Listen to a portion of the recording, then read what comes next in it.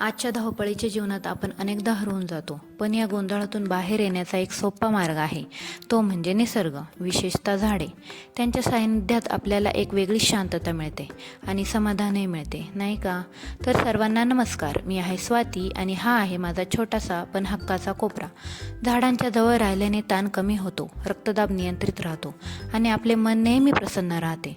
आपण जेव्हा स्वतःहून एखादं रोपटं लावतो, तेव्हा तो आनंद अगदी वेगळाच असतो. मला अजूनही आठवतं, लहानपणी जेव्हा शाळेतून एखादं छोटंसं रोपटं भेटायचं, तेव्हा आपण त्याला किती प्रेमाने एखाद्या कुंडीत लावायचो. मातीशी झालेली ती पहिली मैत्री अजूनही आठवते. घरच्यांना ओरडून सांगायचं, याला कोणी हात लावला तर बघा हं. आजही ते रोपटं माझ्या माहेरी अगदी डौलानं उभं आहे. चला तर मग तुम्ही पण तुमच्या घरात अशी एक हक्काची जागा नक्की तयार करा आणि त्याच्यासोबत वेळ घालवा. त्यांच्याशी आपले नाते घट्ट करा.